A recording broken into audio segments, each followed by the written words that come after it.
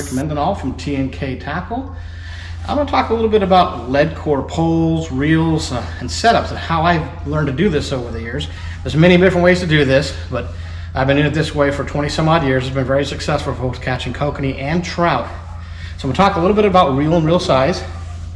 Like a C3, 5500 or 6500, and or, well, let me grab one of my bigger reels I have here. Something about this size, which is a lot bigger than the 2 or 3 here, smaller or bigger. Okay, so when I look at these 3 reels here, you obviously know that there's a different capacity you're going to get from these. I started out with smaller reels in the very beginning, went to a little bit bigger reel, I wanted more capacity, I wanted more lead core.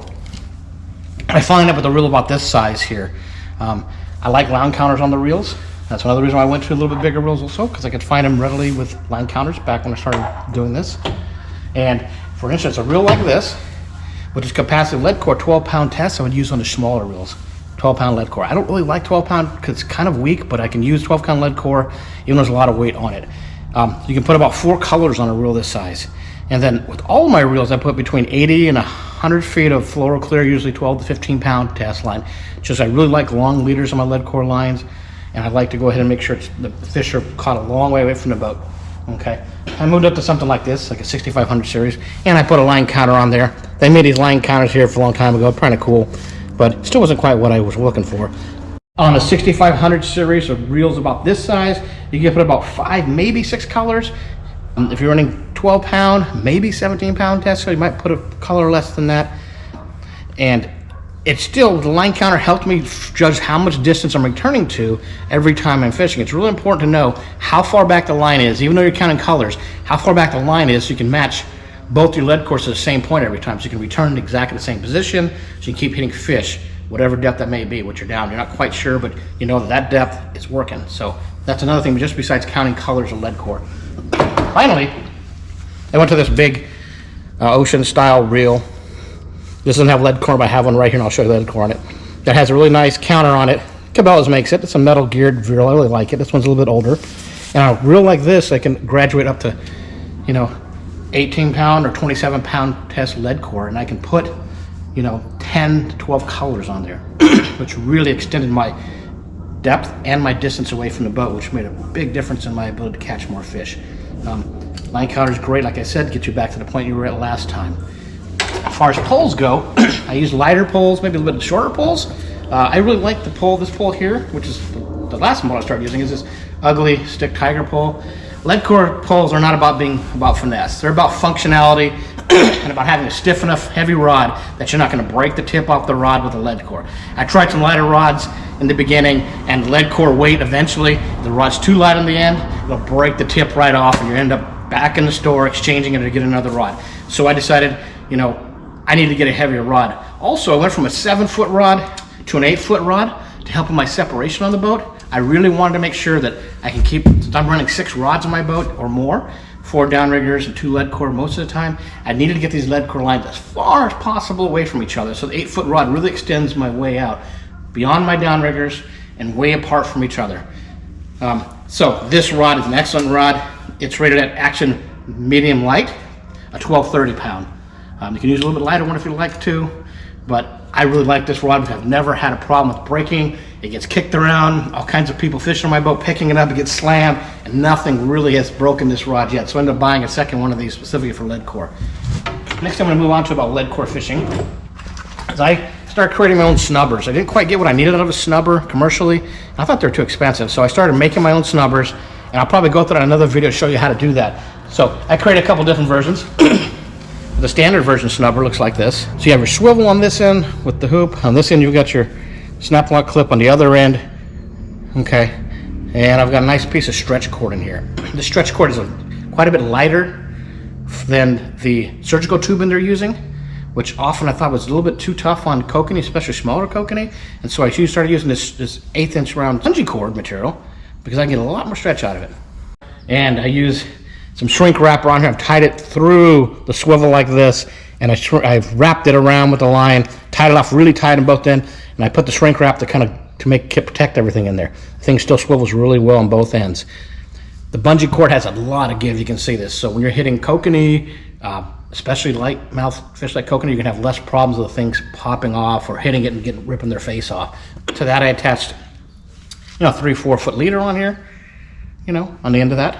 And of course, another snap swivel here to my lure, whatever kind of lure you're going to put on here. So there was another one I made before that. I kind of thought kind of interesting. I made something like this. It already had a little bit longer leader on the end of it. Same concept, a little bit longer here. So if you didn't want to add a 3-foot leader on this end, you would just go ahead and fish it with the tie 2-3 feet onto it, the snubber, when you make it. Lots of elasticity from this thing. I store my snubbers and my leaders on a pool noodle like this. I can wrap them around and get them ready to use. So I need another one. I can get it off of here. I need another pre-tied leader. That's already got my swivels on here. I can just grab it off, clip it on, put the other one away for salvage later. Okay, so currently, like I was saying, this is a little bit more modern reel than the last one I showed you, the big one, made by Cabela's. There are a lot of big reels out there. I'm not saying they're the best reel, but it's got metal gears on it, and it's been very functional. The counters worked. It's pretty heavy duty, and I get plenty of line on here, lead core and main line. You can see all the line, the floral clear I put on here on top of my 10, 12 colors of lead core here. So if you can buy it in 20 colors, lead core, you can split it between 2 reels, 10 and 10. Now you got a matching set. I probably change my lead core on my poles out every year because we're fishing so often at so many different temperatures, and it gets dragging bottom, it catches things, and sometimes even more than maybe a couple times a year, depending on how much of the lead core takes damage from just being fished. Okay, so this is what I like to use. There's a lot of options out there. Heavy rod, doesn't get broken easy, heavy duty reel, and it's great. The way I do fish the lead core line is when I put out my line with the lead core, I actually turn my drag all the way down. I turn on my clicker, so when a fish hits it, I hear this. The lead core's heavy and stiff, just like the floral clear. So he's going to pull on that, and it gives me the opportunity to go ahead, and since we're moving and we're trolling, I go to there and tighten up the drag. Then I lift it out of the pole holder with the bend in the pole, keeping the bend in the pole, and then we start working the fish in from there.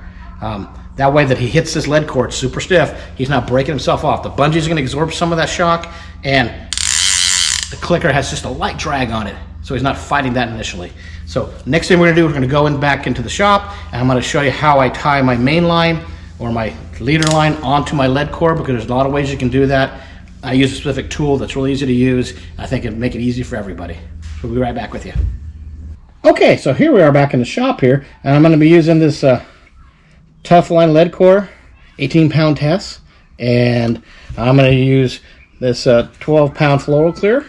Is what I usually use for most of my reels and my poles as a leader material on the end of my lead core, or even on the end of my other line if I'm running braided line. And I just change it as I need for heavier fish, a heavier leader.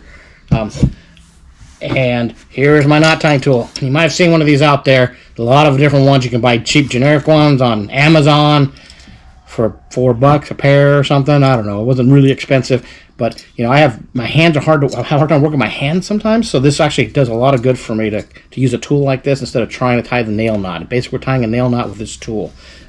Because we're tying onto a rough surface like lead core or even fly line, which I use the same knot for, we don't need to tie the nail knot on both sides. We're actually going to use a tool to tie around one side and slip the knot off onto the lead core, and then check to make sure it's nice and tight. And if it's nice and tight, then we're good to go. So I'm going to start with this. I'll take some line off of here, and I'm going to put in the tool like this. Pull out about 8 inches. That works really well. Got my finger on top of the line here so it doesn't slip. I'm going to wrap around about 6 times, maybe 7. 2, 3, 4, 5, 6. Let's go 7.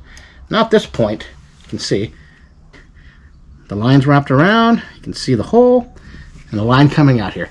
I'm going to take this, slide it in that hole if I can get it in there. Come on now. 1, 2, 3. Okay, so I got my lead core coming out the hole now, just like I want it. I slide it up here. Now it's under my finger, so I can hold on to it. See that? I can hold on to it. I'm going to take my tag in. I'm going to spit it to get nice and slick. I'm going to pop it off. Okay. Then I got the knot is here. Here's the end, and here's the tag in. I'm going to tighten this up. Pull it really tight, and check for sliding. Now it's not sliding at all. It just grabs right onto that lead core. It's not going anywhere, so you don't have to worry about it slipping off when you're fishing with it. Okay, it'll break before it'll slip. So now I just turn off my 2 tag ends here. This one here.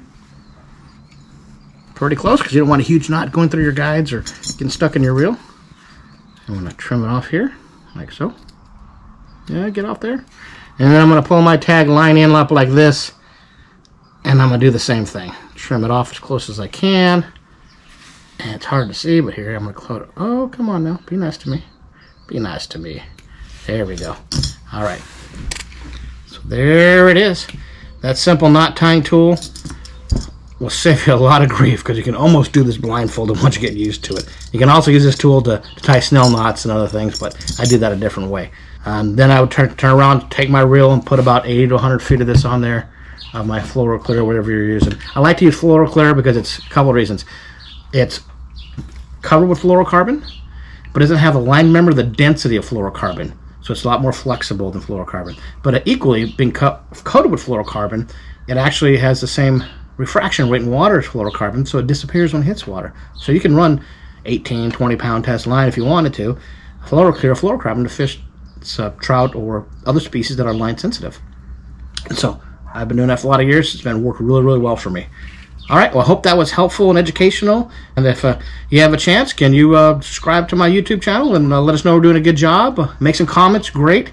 And we look forward to making some more educational videos to help our fishing community. This is Rick from TNK Tackle. It was nice seeing you.